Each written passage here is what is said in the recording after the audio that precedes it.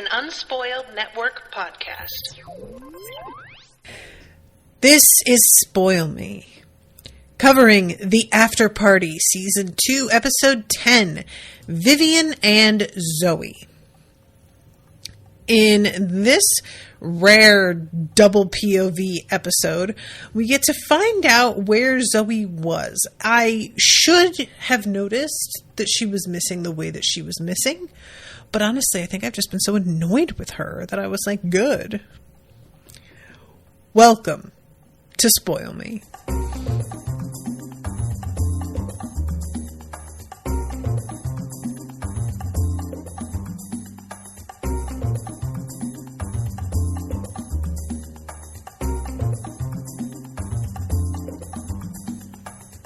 Welcome to the show, everyone. I am Natasha. Thank you very much to Max for commissioning this episode, for commissioning this entire season, and I believe he also just went ahead and commissioned all of the first season by himself as well.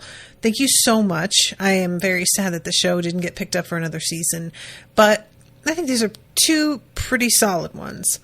Alright guys, we find out this episode that it was Ulysses and that it was accidental, the poisoning of Edgar, which I had thrown out like, what if it was an accident, as sort of like a joke answer. I'm not mad that it turns out to be the real answer. Just to be clear, I don't want it to sound like I'm just sort of like, oh, well, this was, a big nothing at all, because I actually kind of like when it turns out that was the thing and that somebody else was meant to have been poisoned or meant to have been shot or whatever. Like, that's the sort of thing that, as somebody who consumes not a ton of true crime, but like a fair amount, it can be alarming to see how many folks can accidentally get swept up into a murder that otherwise almost didn't involve them at all. And they just wind up becoming collateral damage in a way that is like, actually a massive bummer. And yet, I have a question, and Lauren is the only person I see in the chat. So Lauren, you may not know the answer. If not, I will wait and see if somebody else can tell me. And forgive me if this is mentioned in the episode. I watched it only the one time, so it may have been and I just didn't catch it. Is there an explanation for the napkins? That's the thing that keeps catching me, like the thing with Isabel and how she was so sure she ordered the correct napkins and then they were Gale instead, but she found the correct ones like she had ordered in the closet. Is that proof that Edgar was trying to get her under conservatorship? Was he actually gaslighting her the whole way that she thought he was? Because if so, if that turns out that, like, I was just seeing it as like she was misinterpreting him, but if she was right, that not only supports Sebastian's whole perception of who Edgar was as a person, it blows apart my image of Edgar as this sort of like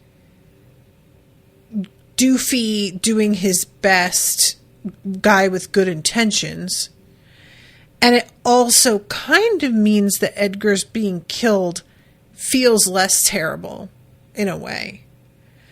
And I just for the record, I am down for all of those things. Like, that would be fine.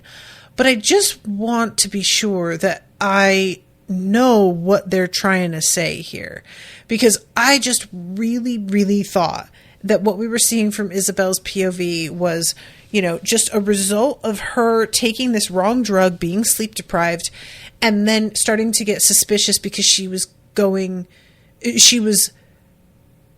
getting so worked up over things that otherwise might not feel that significant, but in her current mental state, it all was seeming like really, really worrisome and threatening.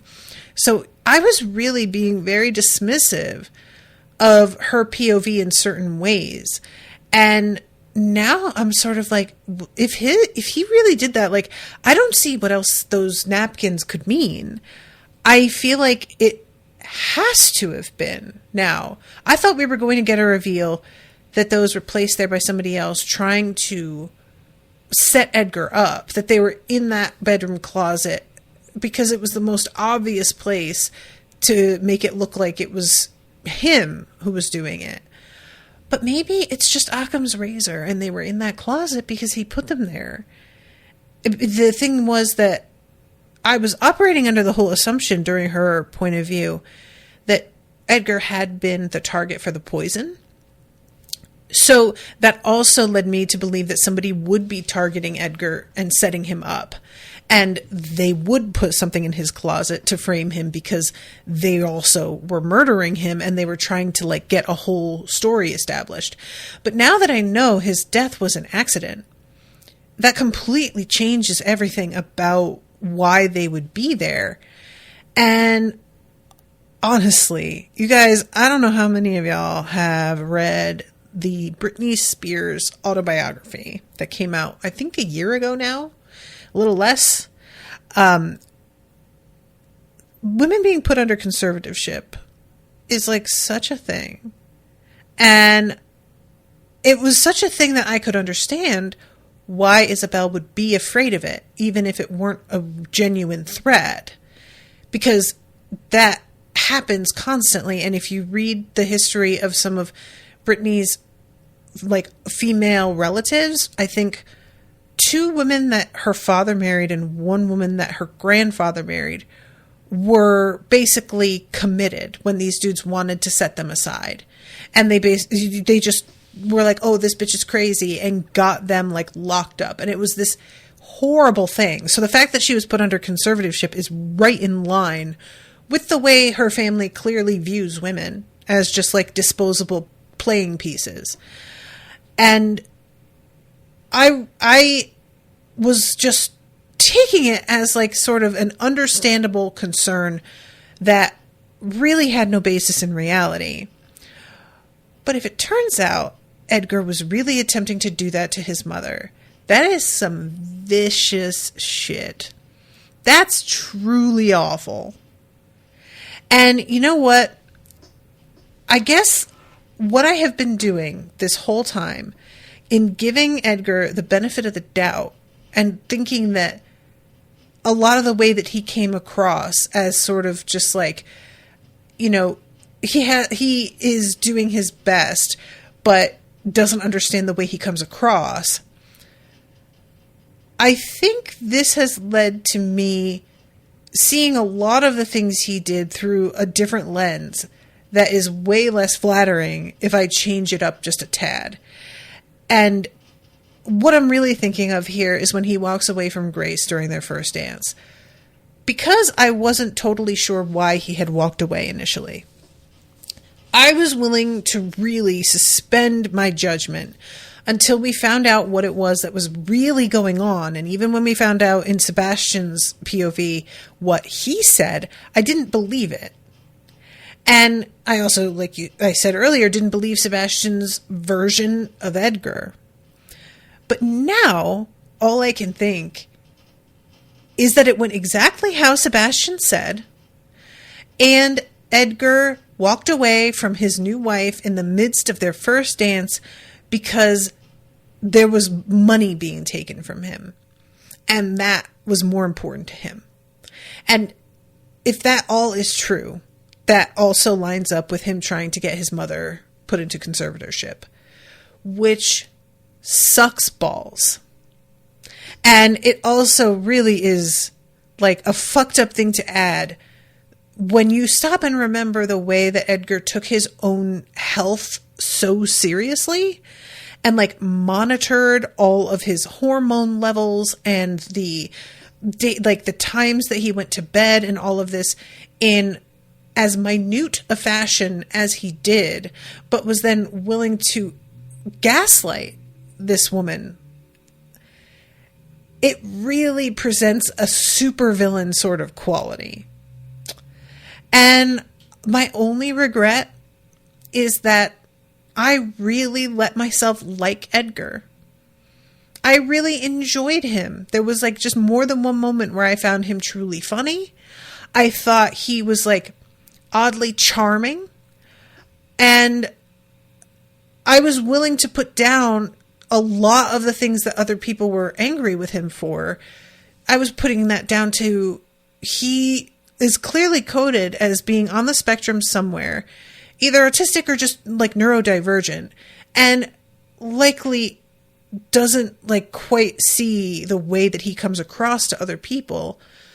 It never really occurred to me to think maybe he does know and he doesn't care because he doesn't really care about other people, which he's a very rich young man. I probably should have seen that coming. You know, like I really probably should. But God, I just didn't. I thought I had his number and I was just wrong. So all that to say, I'm sorry, Isabel, for not believing you. Yet another person who hand waves your concerns. My apologies. All right, so let's actually start talking about the episode itself instead of all of my like little theories and recontextualizing things. Although the recontextualizing is part of the deal. So the episode begins with Danner just being like, "Look, there's one person that wasn't mentioned in anybody's story at the after party," and Anik realizes that nobody mentioned Zooey at all. And like I said, I felt foolish for not really noticing that she wasn't there. But I also had found myself just feeling frustrated with her and didn't mind that she wasn't there. Which like leads me to the end of the episode where he winds up engaged to her. And like, I'm not trying to say I just don't like Zooey anymore. I just wish that I had gotten a more reasonable Zooey. And maybe that's just, we know she's got a temper on her. Maybe that is just unrealistic and I wanted something that was actually straight up out of character, you know? Also, I should mention, because like the thing that really like comes to a head here is the fact that this guy, the sheriff, I guess, he is like just straight up trying to arrest Grace, like immediately. And Danner has to chime in and be like, "Hey, I don't know if you just didn't stop to think about it, but what people are going to hear is that you arrested somebody on only circumstantial evidence just because this rich lady told you to. And maybe you should give us a little bit of time to figure this out ourselves." And he finally backs off. But I was for a minute just sort of like, and this guy is, I think this is Colonel Mustard, the actor. He's in a million things, you know, but I'm pretty sure that's him. Lauren says, "I'll say it. I just don't like Zooey anymore." I honestly, I don't blame. I really don't dislike Zooey. But I will say it has left a bad taste in my mouth regarding her. Like, if we were going to get a third season, I would need her to get a little bit of rehabbing at the start of the next season for me to really feel invested at all in her and Anik and her as a person. Because from where I ended this season, I was just sort of like, I guess, you know, it wasn't like an active dislike, but it definitely wasn't the sort of like, "Oh, you two," like at the end of the last one. Lauren says, "I also thought she did it in the first season because of how she was acting there." Oh, right. And then Lauren says, "More favorably, her character was not served well this season." That may be true as well.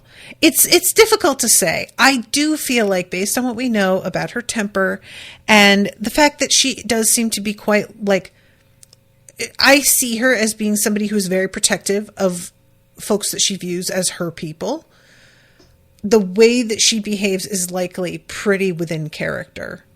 So I probably wasn't going to get anything else if we were going according to the realities of who she is. And I know that, like, for some people, this would be almost an attractive quality. Even if Anik is nervous because he is investigating her family and he wants her to like him and doesn't want to make her angry, I could see that he might view the fact that she is so certain of the fact that her family wasn't involved and so loyal of them as like actually in the pro column regarding starting a family with her, you know, and knowing what a fierce ally he's going to have. But I am just somebody who really values people being able to be objective in situations that are personal. It's part of just what I value in general about self-awareness. And I'm not trying to say that I am perfect at it, but I really attempt to distance myself sometimes and look at things from an outside perspective. And the people that are closest to me, that I am best friends with, all have that quality as well. They are all people who are able to ask themselves, am I being fair here? And give themselves a genuine answer. And that it occurs to them to even ask the question is just a big thing for me. And I have other friends who they don't operate that way. And we're not as close because I have a difficult time relating to people who don't really ever seem to have doubts about their own motivations on things. We all can be really immature or leap to judgment or unfair about certain things. And if you don't acknowledge that about yourself, you're not being realistic and you're not giving like credit to the people that maybe will tell you that you've hurt them. If you just don't believe that you do those things and people are saying you did or said something to hurt me, you're just going to be like, no, I didn't. I didn't mean it that. But if you're somebody who is aware that you can sort of just not be your best self and do things in a way that is for immediate gratification of like sort of vengeful vindictiveness or pettiness or whatever, or just that you have like a bias in some way, I think that really just helps you grow as a person. So yeah, this is just, it's the sort of thing like, and this is a real litmus test for me on whether or not a person can understand that they dislike somebody for reasons that are silly and not really grounded in anything, and that that person isn't inherently harmful just because they dislike them, versus a person who dislikes somebody because they remind them of a bad type of person, but they don't have like any actual like beef with. And you run into that a lot with people who they decide they don't dislike somebody, or that they do dislike somebody, and they don't really like investigate that or question that at all. Like, why don't I? Because sometimes it turns out to be you just didn't stop to give language to the concerns you had about a person. But when you stop and ask yourself, you've got damn good reasons why you don't. And then sometimes it turns out you're being really judgmental. You're being kind of shitty or intolerant or just petty. And I guess that's just really the thing for me, is that I wish people were able to step back like that in general. So I always want characters to be more like that. And I really wonder if this whole situation had gone a different way. And if the episode were written so that it was like Anik's family that was under the microscope, would he be reacting the way that Zooey did? Would he get super defensive of them right away and like extremely angry at the fact that Dana wanted to ask them questions at all? Anik is so... I don't think he would. I think he is somebody who can step outside of things in a way that he would have to be like, maybe, you know? And it's always sort of funny because like the thing is that people... if that were to be how this episode were set up, and Anik did suspect some of his own family,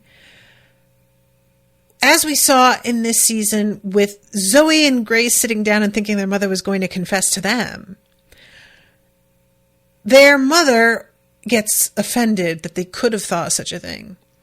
But for the record, if I were in a house where somebody was murdered and nobody thought I was capable of it. Nobody even questioned whether I was involved, I would feel a little bit of a way about it. Like, not that, oh, you don't think I'm capable of murder? I can do whatever I want. More that if you aren't looking at every possibility, you are not doing a good job. You should consider whether I could have done it. I expect you to. And if you don't, I'm going to be passing some judgment about your methods. And frankly, I have always been somebody who thinks that everybody is capable of murder. It all depends on what's at stake. It all depends on the circumstances. And I'm not just talking about like self-defense either. I think there are people who think they could never do such a thing, but if certain things were threatened in certain ways, I think maybe they would consider it. I think they could carry it out. And it just always depends on where you are in your life, what pressure points somebody is hitting, how likely it is that they're going to be able to carry out what they said to you, how much stress you've been under, and whether you feel like you have any alternative support. Like, there's a lot that goes into what happens to cause a person to turn to murder. And again, talking about like true crime stuff, and I've started doing this thing on TikTok where I'm rating murderers. And a lot of murderers, their story starts out, especially if you're watching Snapped, a lot of women getting pregnant really young, dropping out of school, and then having to scrape by and living in poverty and jumping into relationships too quickly because they need to do that in order to get by. Like, it's not a judgment on them. It's more, this is the way that capitalism has things structured, and the fact that men can get women pregnant and then just walk away from them with no consequences.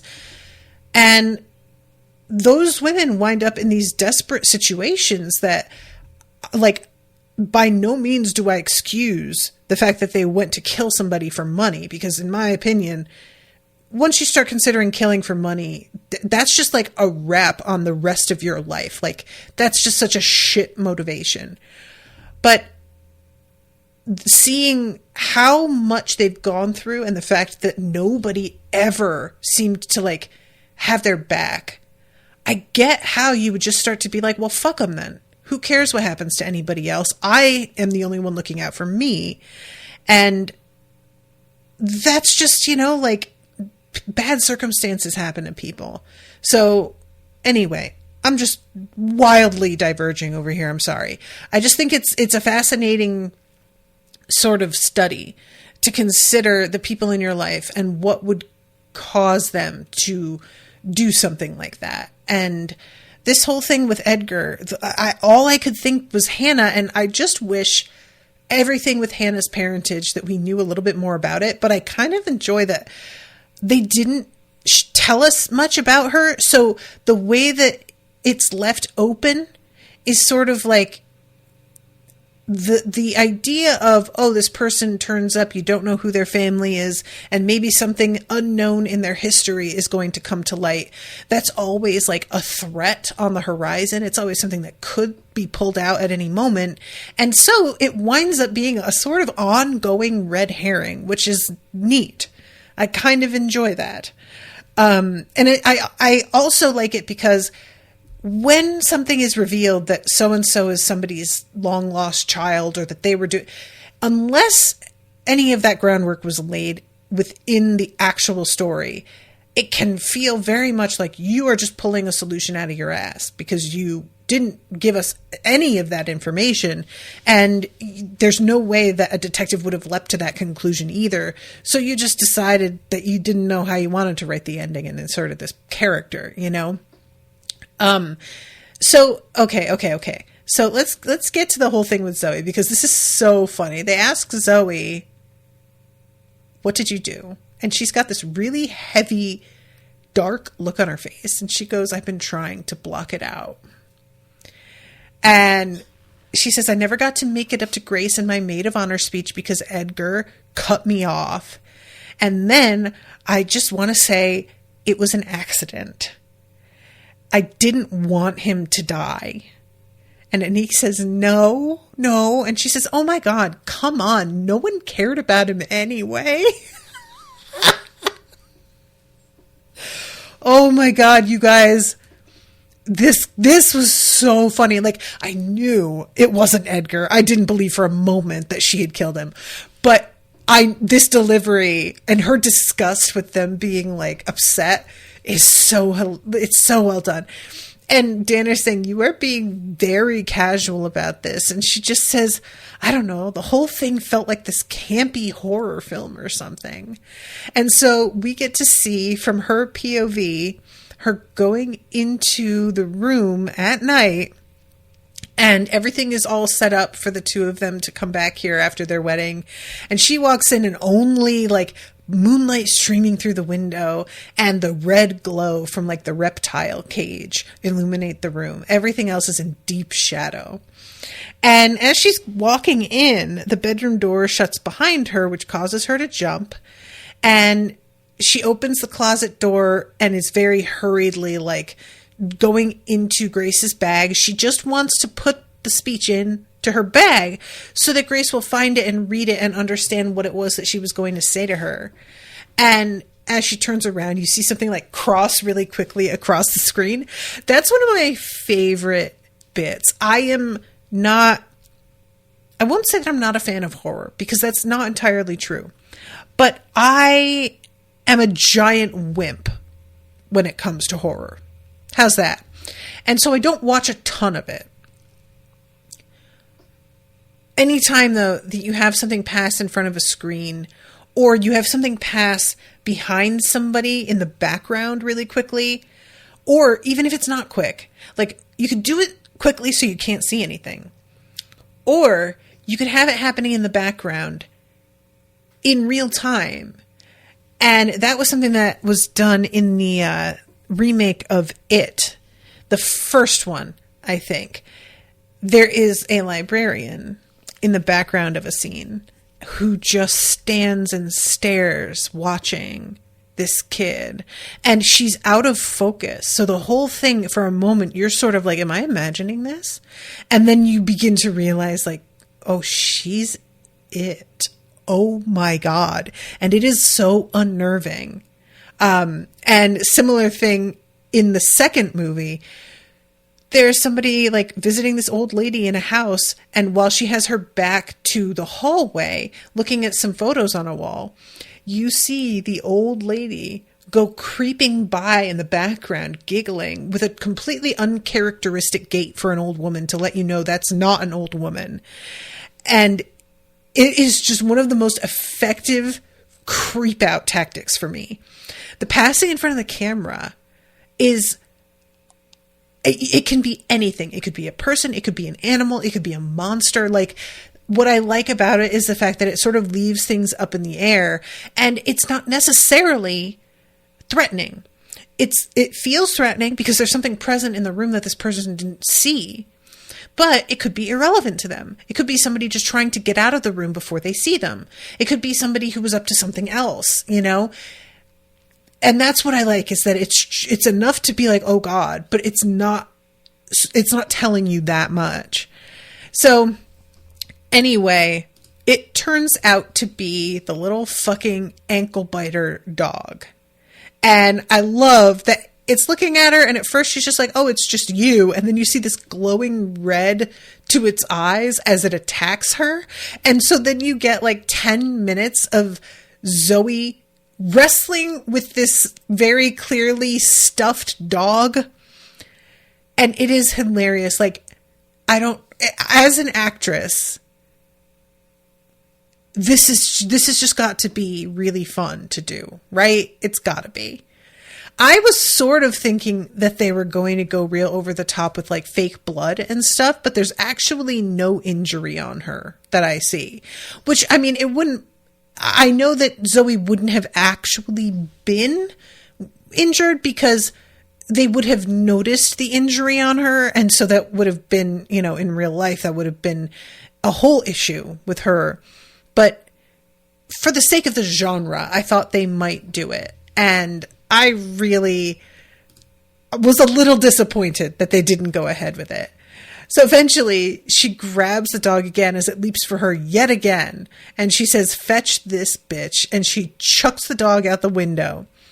And she looks down out the window, and it's perfect because it's all mist and you can't see anything. You do not know if that dog actually died or not.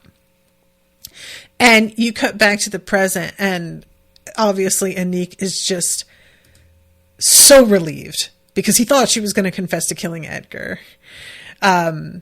And she says, if you remember, I have a tiny ragey side of me that comes out when I'm provoked. And yeah, I don't know if anybody thought that she had done it and that the rage thing was, kind of a factor, but poison is just not a rage method. You know what I mean? Poison is a very cold, distanced sort of method. It will get the job done, but there isn't a sense of rage behind it. There's a sense of patience. And it just didn't fit for me. So I'd never really suspected her. But yeah, so eventually they, the scene with starting to arrest Grace, Danner having to convince her, the sheriff not to arrest her. And I love when Zooey says that she killed the dog, and Isabel says, no, you didn't. I assure you, I did. No. I assure you, Colonel is not dead. Little shit will not die. Third time he had cancer, I thought he died, buried him. Horrible bastard dug his way out. And Hannah just chimes in right there. It popped right out.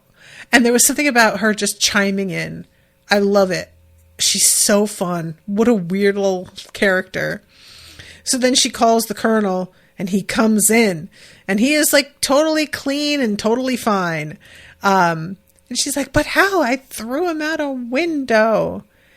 And Danner says, I have a theory, and it would explain what Edgar said just before he died. Zooey threw the dog out the window, and it landed on Isabel's trampoline. And then we get a flashback to Edgar saying, you bounding hound of hell, as he's watching this dog bounce on the trampoline, which is the goofiest explanation for anything in any mystery I have ever watched in my life, and it's totally fine, just for the record. So finally they begin to think, okay, wait, what if Edgar wasn't even the original target? What if somebody else was supposed to die? And I love how they do this I am Spartacus moment where everybody is saying that they killed Edgar so that this guy can't arrest Grace. That's part of the, do you think this would look good if everybody else confessed and you didn't arrest them?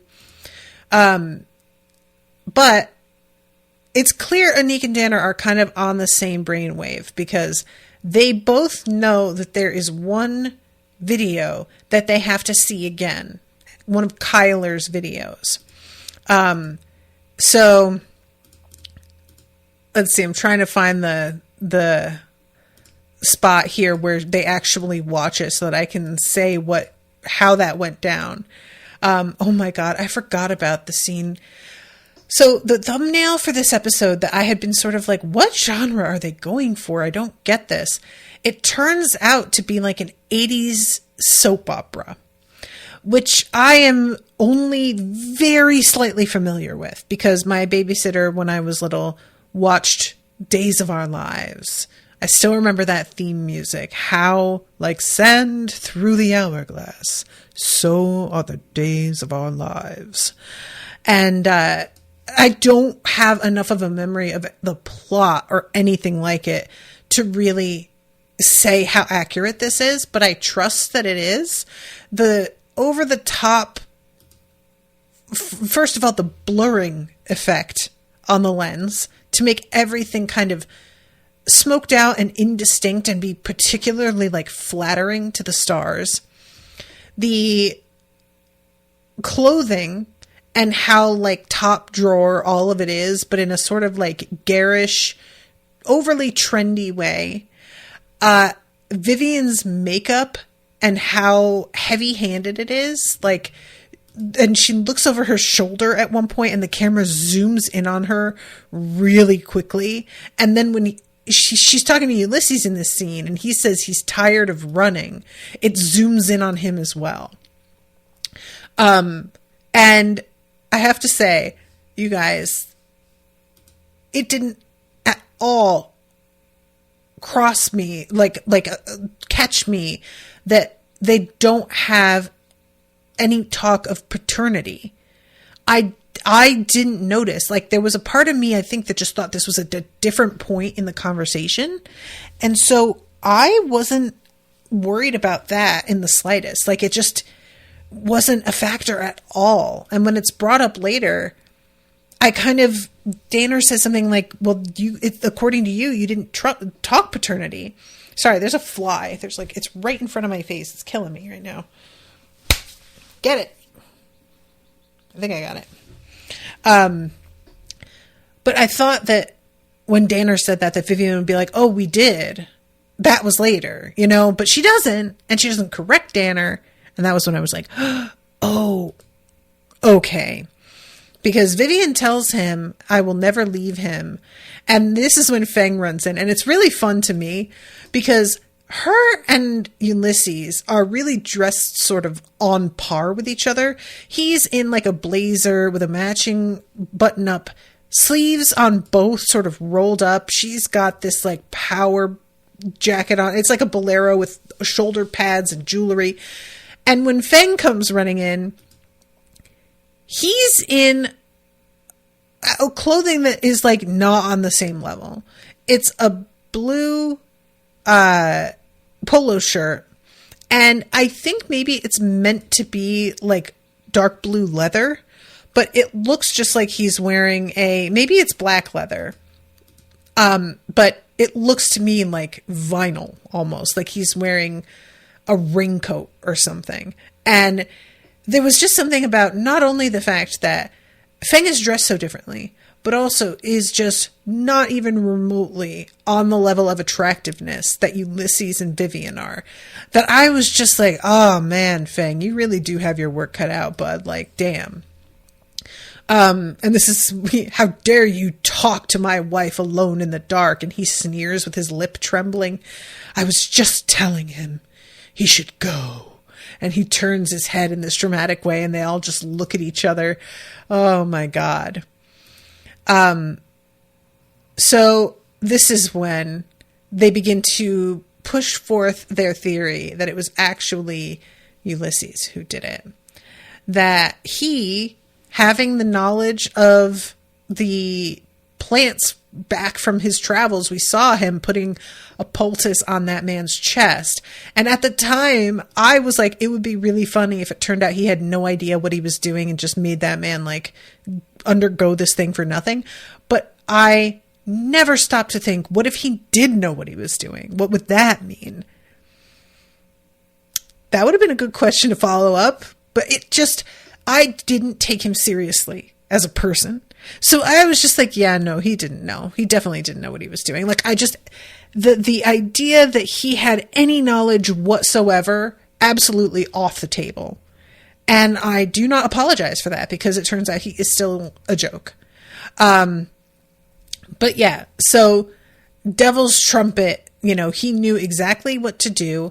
And he also brewed it in that horn that had that horrible fermented camel's milk in it. And it turns out the whole thing with the shower was indeed a factor, but it wasn't what I thought. I thought he had the shower running and put on a tape of himself singing, and that he jumped out the window and went and did something else and came back. Because that is a thing in a lot of like Agatha Christie mysteries. You know what? No, I'm sure somebody's done that. But she'll have people like record their voice and use something to make it seem as if a person is in a room when they're actually somewhere else, and everybody swears like, no, I heard him dictating, But no, it turns out that was the time that he was brewing the tea. It's sort of weird how long it took for him to brew the tea, because we saw the scene with Anik just waiting outside so that he could go in there, and how Ulysses took forever. And I was sort of like, getting hot water in there, like, I feel like that wouldn't be that arduous a task. But maybe it's that he had to do all of that, and then he had to shower as well on top of all that. I don't know. Still seems like too much time, but whatever. And then at the after party, you poured yourself a glass of whiskey, one for Feng, some with added devil's trumpet. And Ulysses says, I told you what I was doing with that glass. And when Danner says paternity test, Grace immediately gets this expression. And he says, I had to be certain. But Anik kind of cuts him off and is like, okay, first of all, if you were doing a paternity test, you were doing it on the wrong glass.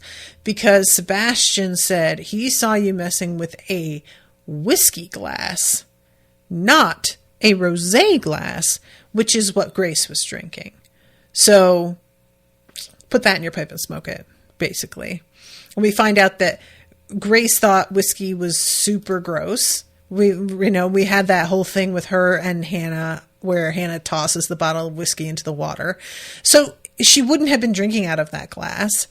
And Danner says once it turned into a murder investigation, I think you realized Slick Rick saw you messing with the drink, so you had to come up with a story and invented the idea of a fake paternity test. And you knew Grace wasn't your daughter, but you could pretend to have doubts, and all it would take would be a Q-tip and a plastic baggie, and that would be it. And he's getting very uncomfortable, of course, doing the whole, like, oh, this is super far-fetched. Okay, Q-tips and poison tea and yada, yada, yada. But what they have is that on the video with Feng in the back, like Feng's being filmed by what's-his-face, and he is going to bring that Bao Bing to Edgar to try. In the video, you can clearly see him put down one glass and then pick up another before he leaves. It's the wrong glass, so he left his poison one with Edgar. And I love the lead up to finding this out, because they want to just push the video onto the TV screen. And instead, eventually it does work, so I shouldn't say instead, but it takes a few minutes of everybody yelling at Zooey what button to press and which input. You guys, it's such a silly joke, and it's sort of an easy joke, but honestly, I think we have all been through this sort of thing, right? Everybody has been at a big function, family gathering, whatever, where something's not working and nobody will shut up and stop giving advice. Anyway, so yeah, I love that also the TV is hidden behind a painting. So they're in a room with the TV, but none of them realize it.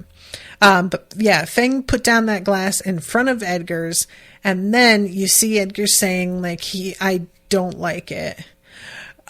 So heartbreaking. I love this, you guys, too. Anik, after he says I don't like it, which is wild to me, because how could you not like it, you know? I mean, it's sweet, but it's fruity and it's milky. It's a perfect marriage of all those. And Danner has to be like, Anik, when you look over and see Feng's face and how touched he is that Anik is this enthusiastic about his product that he would take this little detour just to praise it, you could just see it. He is so touched by it. It's so adorable, you guys. I loved it so much. I just fucking loved it so much. But anyway, yeah. So then they get to the glass switching thing. So Edgar drank from the poisoned glass. So did Roxana, and Feng drank out of the glass that Grace had slipped Adderall into, which is why he was up all night thinking up ideas for his business. And I was like, oh, that's such a good explanation, because I was totally willing to take it as somebody who's desperate and can't sleep because they're just motivated by desperation and fear. That would totally be acceptable to me. But it being Adderall, it makes such sense. Ulysses went to bed Saturday night thinking he had poisoned Fang. So the next morning, when he heard a woman scream, he assumed it was Vivian. And Travis said he remembered the crunch, crunch, crunch of someone running on pistachio shells, but that was Ulysses. Running past Travis, past Grace's bedroom, right to Vivian's door, where he thought he heard her scream. And she says, that's right. When I opened the door, Ulysses was there, and when he saw Fang, he looked like he saw a ghost. And we see the actual moment, because Fang is filming himself, and the doorway is behind him open, and you see Ulysses turn and stare and just be like, wait.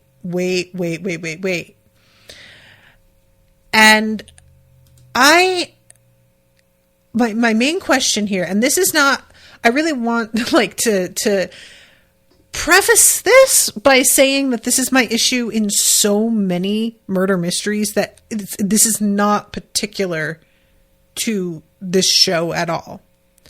The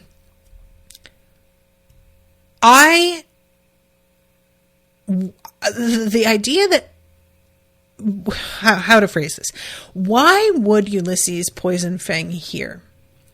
Like, it's just such a bad plan to do it at this wedding when there's only a couple people that could have anything at all against Fang.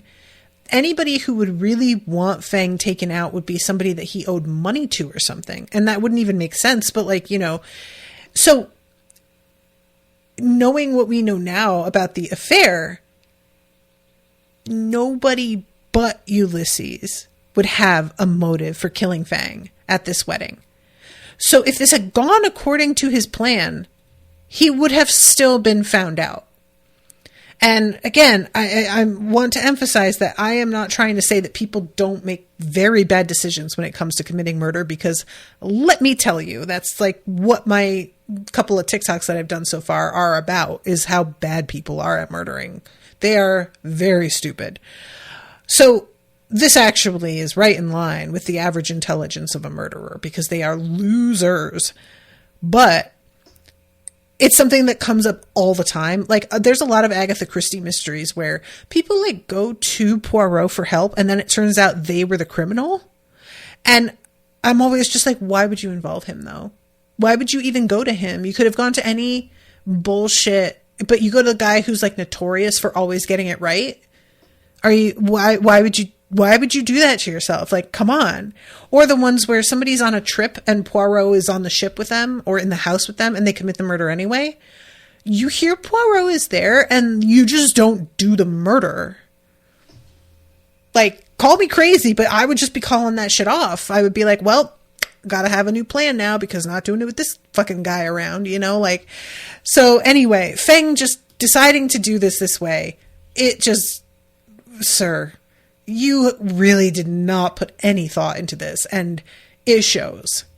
And the circumstantial, like the sheriff says something about the circumstantial evidence, and then there's the teapot that was discovered, which Zooey had to explain the fact that she was the one who hid it, and that she found it in her room, and she thought maybe she should hide it just because she knew it might make Grace look bad. And when Grace is like, did you think I could have done it? She grabs the teapot and drinks out of it like a gulp, proving that she doesn't think there's anything bad in the tea. I know in my heart that there's not poison in there. And I love how Grace says, you're so fucking nuts, so. And she just says, I really am. Come here, and just hugs her. And I was like, aw, that was kind of cute, actually. Sometimes I wish I had a sibling, but mostly I don't. And then we get a lovely moment where Vivian goes up to Ulysses and is like, let me drink from your horn, which has a very filthy ring to it, but And when he he hands it to her. Well, no, she at first says, then there should be no reason to stop me. And she takes it from him, and she is about to take a drink from it, and he stops her. And she says, why? I loved you. I truly loved you, and I loved you with a passion that my meek brother could never be capable of feeling. I know that you felt it too, but you couldn't be honest with yourself. And that's why I had to help you move on. We could have had the rest of our lives together, a life of adventure and excitement and romance.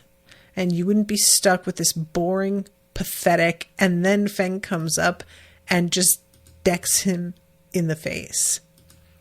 And is looking at him like he could take him apart with his hands. Like, I could just disassemble you right now, dude. This dude is his brother, who's going to kill him. Like, that is so fucked up.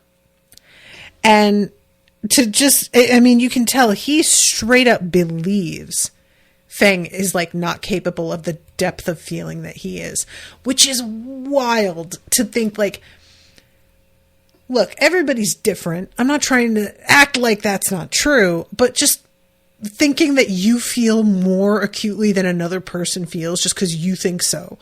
The kind of arrogance you must be walking around with every day to genuinely believe that is really dangerous, like, as we see.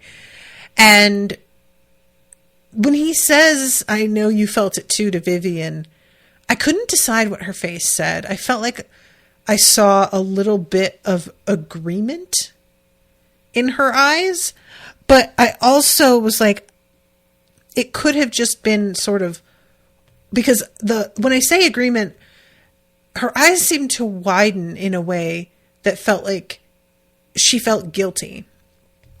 And so I interpreted it at first as, I feel guilty because you're saying something about how much I loved you that I know is true.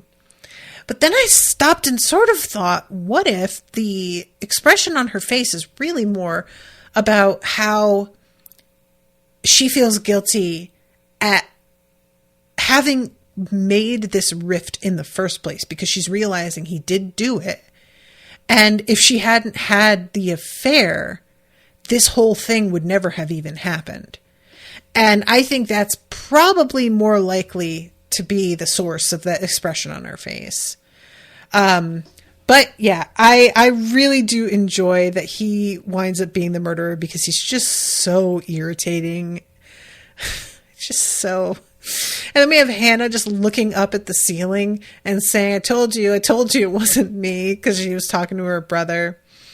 And then Isabel comes out. Grace, I would like to apologize for accusing you of murder over and over and over again all day today. And Grace says, okay. And she says, and while I am deeply sorry, if you think being married to my boy for a few hours gives you sole possession of his fortune, you'll be hearing from our lawyers. And you won't win. And Grace just nods and says, well, I don't really want any of your colonizer fortune, so I'm good. Yeah. Which, I really, at first, I have to admit, you guys, was like, look, they're right. They can afford better lawyers than you. But, girl, don't just be like, I don't even want your money. You should want their money, like, a little.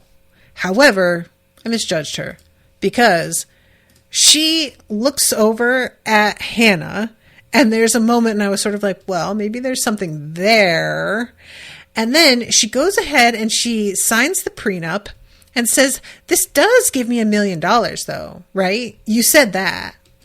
And I all of a sudden was like, oh, right. Like, I had forgotten that whole other thing. And I do like that Sebastian and Isabel looks caught out and sort of uncomfortable. Sebastian looks like he just got kicked in the nuts a little bit, like, ah, shit. But honestly, $1 million for you guys is absolutely nothing. So, nah. And she immediately goes over to her father and says, how much money did you say you needed to get your truck back? And that's what she's going to do with the money. You guys, this made me so happy because he needs to be able to do this. Like, he does.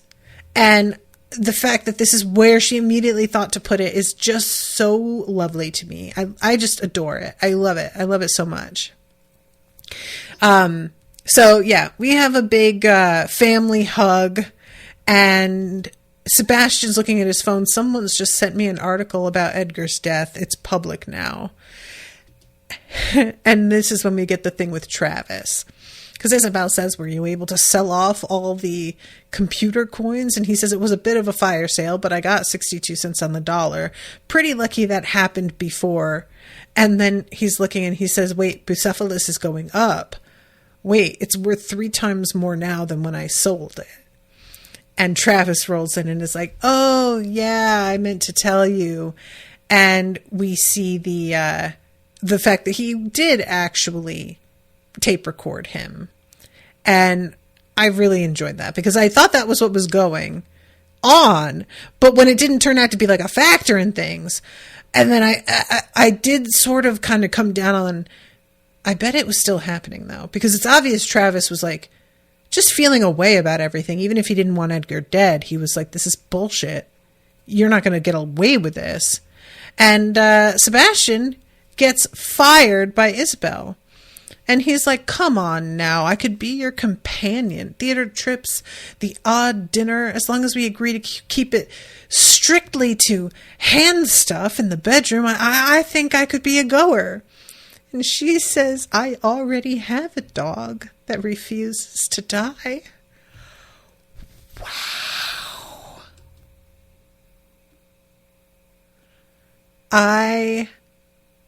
That is just so cold. That is so cold. Like, I love it so much. It's so good. It's great. It's just so good. So then we have Zoe's parents coming over and telling him thank you for saving Grace. And it turns into a whole thing with him making a joke about saving Grace, but it going on way too long. I feel like this is the only thing about the way they've written Anique that can get old, is that him sort of like misspeaking and then trying to correct it and then trying to explain his correction. They do it too often. And so it stops being as funny because you know exactly how this is all going to go. Like it's just, you know what I'm saying? But yeah, eventually he says, I'm still nervous around you. I'm sorry. I'm sure you can tell. And they basically give him their blessing to marry Zoe. And he's like, well, I was going to propose to her actually. So I just don't know if a wedding would be appealing to her right now after everything that has happened. So then we go to him and her walking together. And it's so funny because she's talking about like knowing what's important to you and taking things more seriously. And he thinks that she is dumping him. And I was just like, sir, I totally get how you could see that, but nah, you know? And I do like too, the detail of how it seems like she and he are sitting on the same bench that Hannah and Zoe were on, or Hannah and Grace were on, where they had their first kiss. So I'm just like kind of seeing this as the love bench. And what happens here is that Zoe proposes to Anique, and she'd been sort of messing with this little weed the whole time. And it turns out that she like made a ring out of it. And when she proposes, he says, no way. And she takes that as a rejection. He's like, no, I was going to propose to you. And eventually he re-proposes, but she does it at the same time. And they both accept. And it's very cute, actually. I liked it. Yeah, I liked it a lot because it sort of just kind of undermined the whole, the man has to ask first or it's not romantic thing. If both people do it at once, like, I don't know how many of you guys have seen that video, but there was this gay couple that was, I think they were like at a canyon or a mountain or something. And one of them begins to kneel and the other one just kind of goes, oh my God. And he reaches in his pocket and he pulls out his ring and kneels as well. And it turns out they both had plans to propose to the other on this trip and were like ready to do it that day. And they didn't know that the other one was. And it is the cutest thing in the entire world to me. Like, I love it so much. So yeah. And then we see, Grace and Hannah walking by and witnessing this whole thing, and they hold hands. And I was just like, look, I would feel a whole way about this if it weren't for the fact that it seems like Edgar was really as shitty as they were saying. So maybe that's fine, actually. We wrap up then with the, decision by Danner after Anik's comment that she should do movies instead of a book. We wrap up on the set of the movie that has Anik. It's the first season, and it turns out that Anik is being played by Jaleel White, which is amazing. And Xavier is being played by Daniel Radcliffe, I think, and Elijah Wood is in it as Jasper, which I just really enjoy how much Elijah Wood turns up in shit as a goof. He just, he really enjoys this sort of work, you know? I don't know. There's something about that. And I think, is that oh my God, what is her name that's playing Danner? Oh my God, you guys, I can't believe I'm not remembering her name. This is going to drive me nuts. But she is also a big name.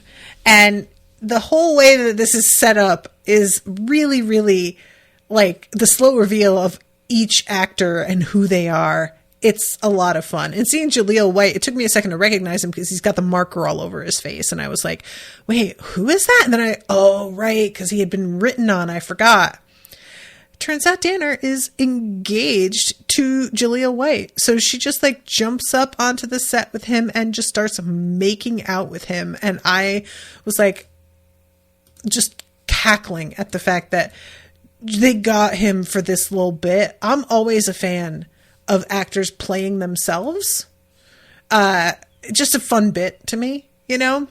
So there's an episode of Bones where the actor who played Buddy on Married with Children, he's playing himself as the actor from Married with Children, and it's very fun. So yeah, that's a fun wrap. And it's a shame it's not coming back for a second season. But I'm over time now, so I have to wrap. Thank you again, Max, so much. Thank you to Lauren for hanging out in the chat with me, and also for Lauren has been keeping track of like my theories and guesses and stuff in the Discord, which that's a lot of work. So I appreciate it a lot. And I'd be interested to see if anybody like listening along ever looks at that and shares their thoughts.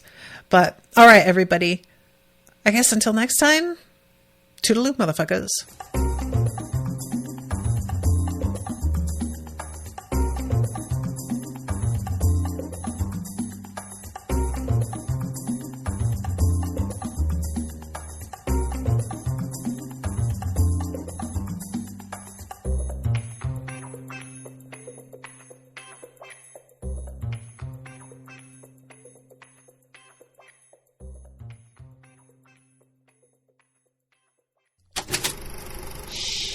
That was an Unspoiled Network podcast.